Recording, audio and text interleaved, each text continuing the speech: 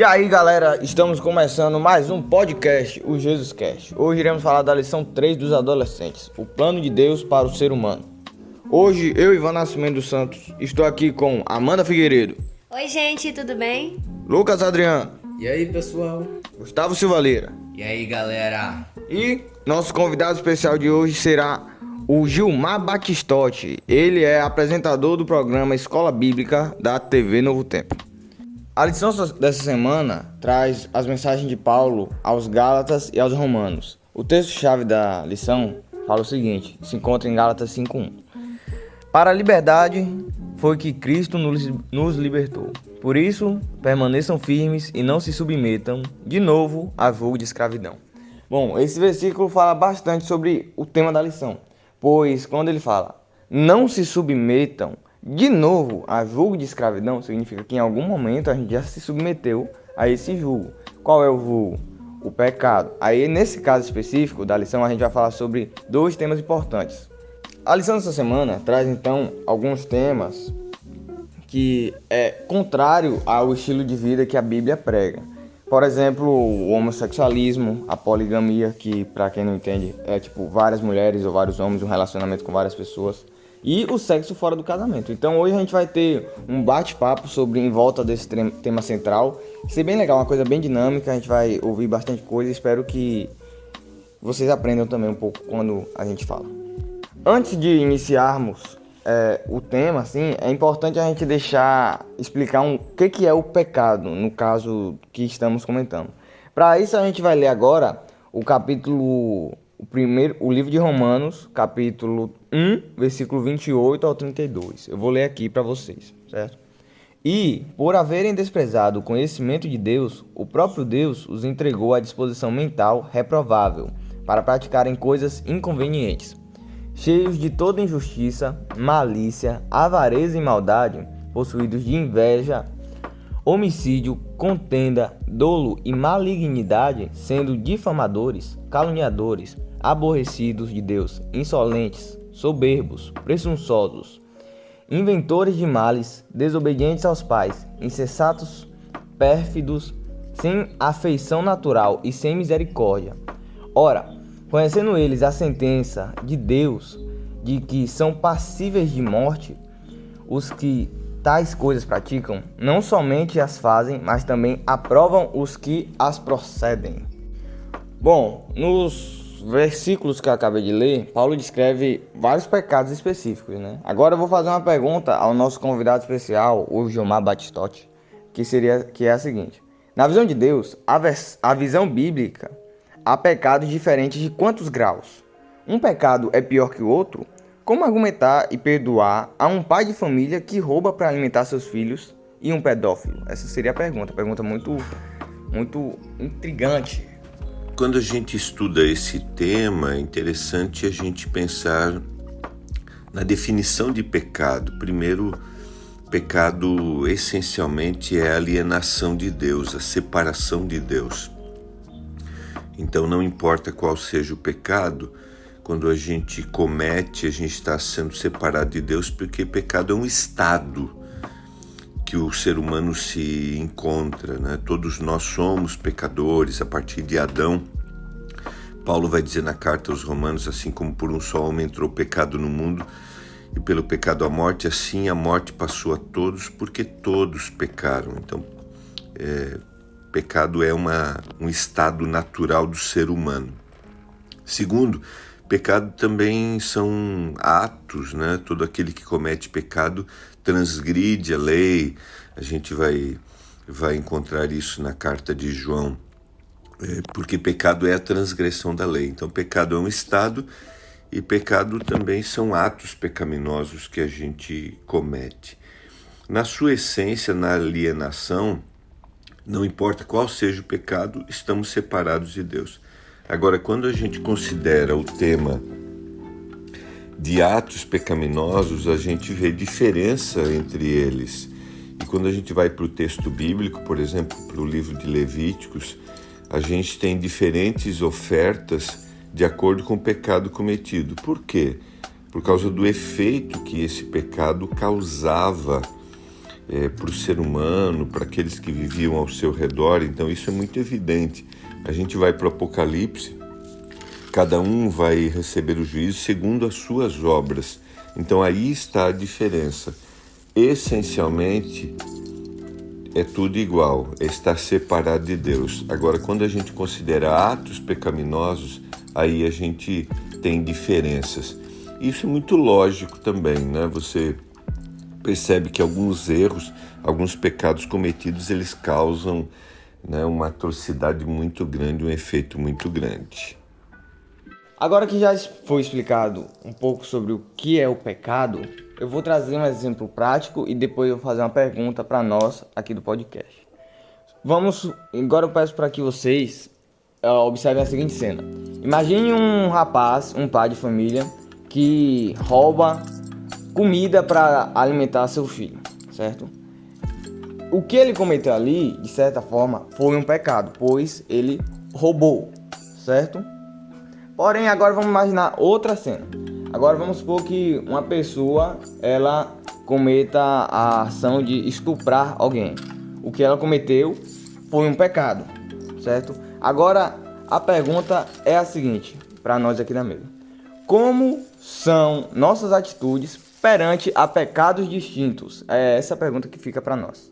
Bom, gente, na Constituição, no artigo 6, está falando bem assim: são direitos sociais a educação, a saúde, a alimentação, o trabalho, a moradia, o lazer, a segurança, a previdência social, a proteção à maternidade e à infância, a assistência aos desamparados na forma da Constituição. Bom, aí está dizendo que é dever do governo providenciar isso tudo para nós, providenciar o conforto para cada pessoa. E na minha visão, eu perdoaria o homem que roubou para alimentar o filho, porque ele amou tanto o filho dele que ele cometeu um pecado e um crime para alimentar o filho dele. Então eu perdoaria. Tem um verso em Provérbios 6:30 que diz assim: o ladrão não é desprezado se faminto rouba para matar a fome. Eu acho que isso daí que justifica um pouco o ladrão, assim, continua sendo pecado. Mas eu acho que já é mais justificado e amenizado pelo fato de ele ter roubado para ajudar a própria família. Bom, isso é aceitável. Porém, na Bíblia, lá em Efésios 4:28, tem um versículo que Paulo escreve que diz o seguinte: o que furtava não furte mais, antes trabalhe, fazendo algo de útil com as mãos, para que tenha o que repartir com quem estiver em necessidade. Esse versículo é muito legal, interessante nesse contexto, porque ele fala o seguinte: o que furtava, ou seja, a pessoa que roubava, agora deixe de roubar. Antes de fazer essa atitude, trabalhe, fazendo algo útil com as mãos. Então, assim, é praticamente isso. Então, antes de roubar, você procure um emprego, alguma coisa digna de ser feita para conseguir o seu próprio pão. E assim, quando você tiver, você reparta com quem não conseguiu. É isso que o versículo fala, sabe? E é legal, eu acho interessante. E nesse contexto, assim, do rapaz que assaltou para ajudar seu filho, ele cobre bem essa atitude. Bom, eu percebi que a gente falou pouco, na verdade nada, né, sobre o estuprador. Por quê? Porque, assim, as consequências dele é um assunto delicado de se tratar. Porém, assim, ele não merece o perdão de Deus só por causa dessa atitude? Como é que funciona no pensamento de vocês? E assim, é bom o exemplo do estuprador, por quê? Porque é alguém que é muito mal visto pela sua sociedade, pelos seus atos. E pra gente perdoar uma pessoa dessa, como seria? Porque o humano, ele é muito emocional. E pra comparar uma pessoa que rouba para alimentar o seu filho e um estuprador que faz por prazer, a gente tem com certeza que o cara que alimentou o seu filho, roubou para alimentar o seu filho, seria perdoado, e o estuprador não seria perdoado. Em Jeremias 17:9 diz que não é seguro a gente seguir o coração, porque a gente iria trabalhar muito com as emoções. E a gente se guiando pelas emoções, a gente não conseguiria perdoar um ato de estupro, por exemplo. Até porque o perdão vem de Deus e a gente só consegue perdoar por meio dele, pois a graça dele é maior do que todas as coisas. Bom, essa foi uma primeira parte da nossa apresentação. A gente tratou de um tema delicado para a sociedade. Só que agora vamos para outro tema delicado, que hoje tá massa. O segundo tema é a importância de se manter puro até o casamento. No caso, o sexo fora do casamento, né? Qual é o pensamento que a gente tem sobre isso? Uma boa história bíblica pra gente contar é a de José e Maria, a história aí de Maria, mãe de Jesus. Funciona da seguinte forma, contextualizando de forma geral e em minhas palavras. Maria era uma moça, certo? De sua época, virgem. Ela tinha aí seu namorado, José. Os dois namoravam, mas não era casado, certo? Aí o que aconteceu? Maria virgem, aí apareceu um anjo pra ela falando assim, você vai ter um filho.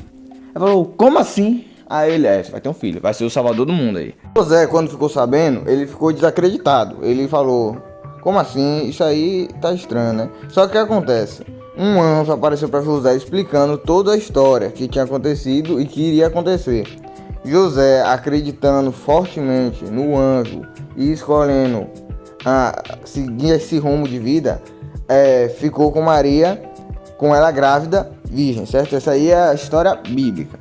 O que acontece depois? Ele teve todos os acontecimentos, nasceu Jesus. Bom, essa foi a atitude de José. Agora, isso nos mostra algumas coisas. Primeiro, a confiança que ele tinha em Deus. Pois se o anjo apareceu para ele, ele confiou fortemente que o que ele estava ouvindo era a única verdade naquele momento. E tipo assim, ele acreditou fortemente. Isso também nos traz outra coisa interessante, que é maturidade de relacionamento, certo? A gente tem que aprender sobre nosso relacionamento. Pois, vamos supor que a Maria, ela fosse, tivesse características diferentes, tivesse desejos expressos em outras pessoas.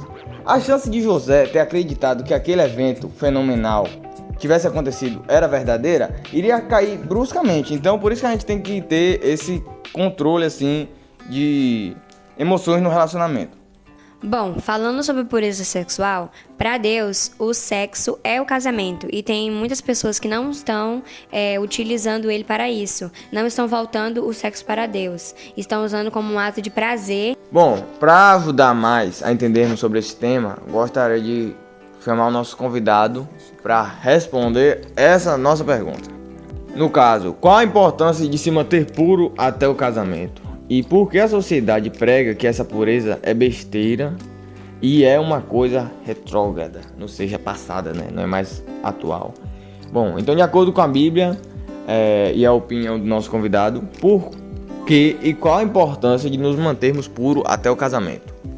É evidente que esse é um tema desafiador, né? Infelizmente, a sociedade impõe sobre a gente um padrão, mas aquele que se diz cristão, ele é regido por um padrão ético que é a palavra de Deus. Então, nossa vida, nossas ações devem ser orientadas pela palavra de Deus.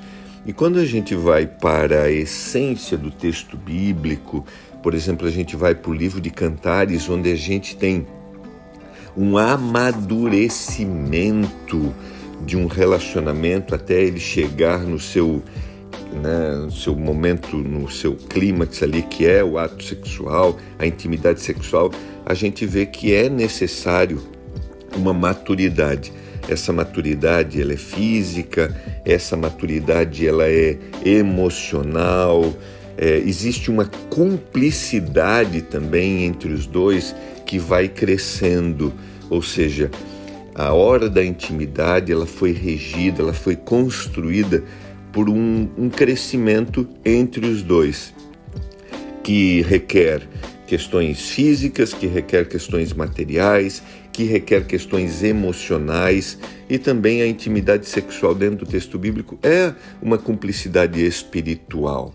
Então Deus tem um propósito muito grande. Agora, por que fazer isso? Primeiro, a palavra de Deus diz, e quando Deus diz, Ele nos criou. Então Ele sabe, dentro de nós, da nossa necessidade, que nós só chegaremos a esse ápice, a intimidade, se nós passarmos por esse processo de amadurecimento. E isso se dá quando? quando o homem tem o compromisso do casamento. Então Deus criou tudo isso lá, a gente vai encontrar em Gênesis 2:24, deixa o homem pai e mãe e se une à sua mulher, tornando-se os dois uma só carne. Então existem coisas para serem deixadas, precisam ser amadurecidas para que haja a intimidade, a cumplicidade, logo para cumprir aquilo que é a vontade de Deus, né? Porque Ele sabe, Ele nos criou. Bom, pegando o gancho do nosso convidado Gilmar, é daí que surge a importância de namorarmos, a gente conhecer a outra pessoa, para que a gente não se decepcione quando casados, porque o casamento ele é a união de duas pessoas, inclusive no Gênesis fala que elas se separam da família, elas vão viver juntas, então por isso que é importante a gente ter esse período de namoro para a gente conhecer outra pessoa. Em Romanos 1:26 fala o seguinte: por causa disso, os entregou Deus a paixões infames, porque até mulheres mudaram o modo natural das suas relações íntimas por outro, contrário à natureza.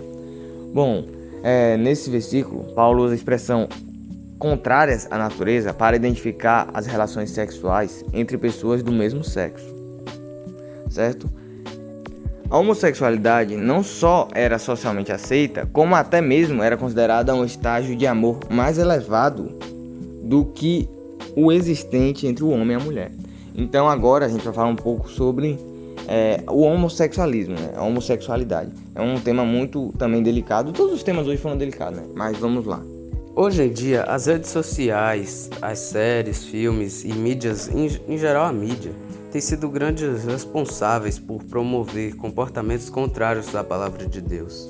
Isso às vezes é feito de maneira sutil, incitando práticas de homossexualidade e em alguns exemplos como campanhas publicitárias.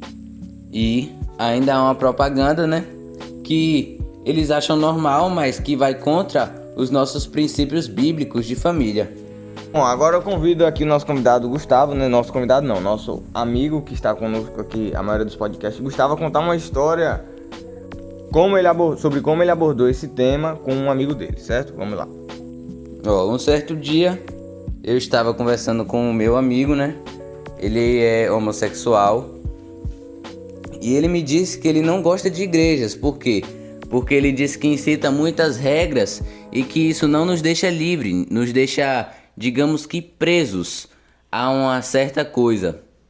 Aí eu falei com ele o seguinte: olha, se o nosso país, o nosso estado, a nossa cidade não tivessem leis e nem regras, alguém ia te roubar e nós íamos achar normal, até porque não seria errado.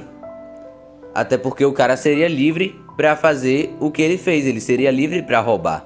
Ou seja, eu falei com ele que as leis, elas servem para nos proteger e para nos organizar, nos deixar em segurança. Eu mesmo já presenciei uma cena em que um homem ofereceu dinheiro a outro amigo meu para ter relações sexuais com ele. Nós, como cristãos, temos o dever de respeitar a todos e amar a todos, como Deus amou o mundo, de tal maneira que deu seu Filho único, para que todos que nele crêem morram, que seja salvo, né? Não pereça. Nós temos que ter o dever de amar a todos, independente se é ou não hétero, no caso, é ou não homossexual, se fez ou não fez sexo fora do casamento ou não, se pecou ou não. Antes de tudo, nós temos essa difícil missão de amar eles. Isso que é a nossa missão aqui na Terra, pregar o que Cristo faria. Mais uma vez chamamos nosso convidado para responder a seguinte pergunta. Bom, a questão da homossexualidade é delicada, principalmente pela pressão da sociedade que tem interpretado a discordância da prática homossexual com intolerância, ódio e preconceito, e até falta de amor ao próximo, certo? Bom, como nós podemos nos posicionar e falar do que a Bíblia fala num debate com amigos, até num ambiente em que as pessoas que estão ali não são cristãos, deixando claro que rejeitamos a prática sem dar ideia de preconceito e falta de amor e empatia ao próximo. Como é que a gente pode fazer isso? Moçada, esse é um desafio aí para todos nós e principalmente para vocês nessa interação que vocês têm com os amigos e tal. Eu gosto de pensar da seguinte forma. Primeiro, quando nós vamos para o texto bíblico, é muito claro que a intimidade sexual ela está reservada para duas pessoas de sexo diferente e dentro do casamento. Essa é a orientação bíblica. Se posicionar a respeito desse tema não significa que a gente está discriminando alguém por ter feito uma escolha errada. Jamais.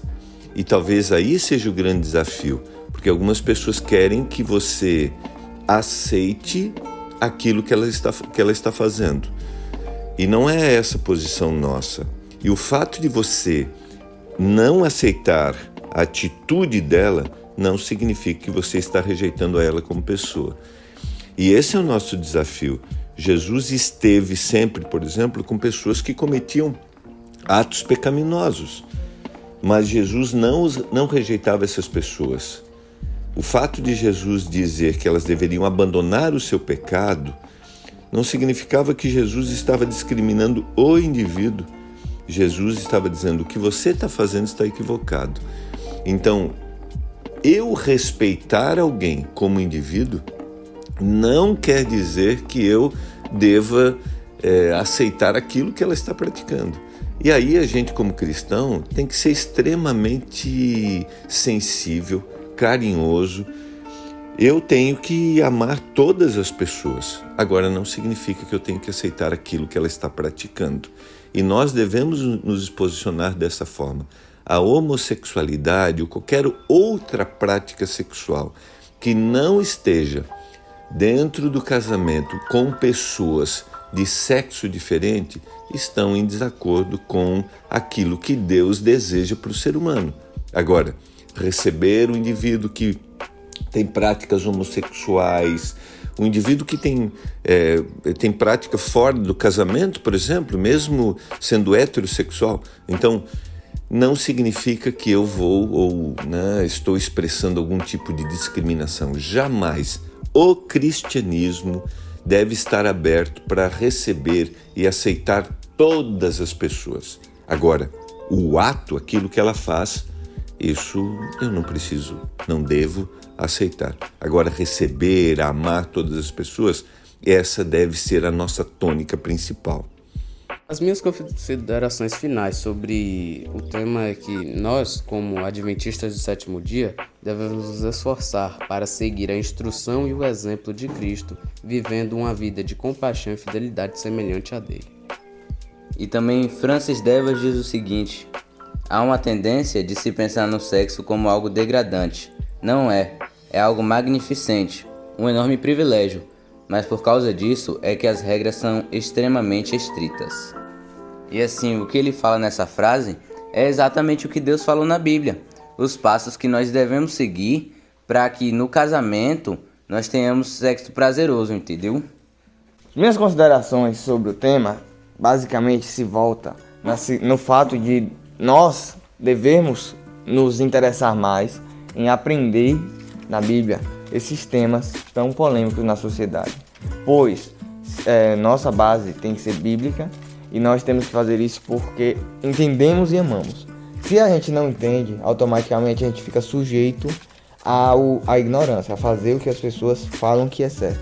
Então, por isso que é importante a gente tratar desses temas, mesmo que polêmicos. Está terminando mais um podcast. Eu agradeço a sua participação. Gostaria de agradecer também ao nosso convidado especial, Gilmar Batistotti. Muito obrigado por estar aqui conosco. Gostaríamos também de agradecer a tia Eliane e a Gláucia, que são nossas líderes da ULB, União Leste Brasileira, e da DSA, Divisão Sul-Americana, por proporcionar essa visita tão incrível no nosso podcast hoje, que foi maravilhoso. Siga a gente nas nossas redes sociais, no Instagram e no Facebook, @BaseJesusCop, e no Spotify, JesusCast. Muito obrigado, tenha um excelente dia e fique com Deus.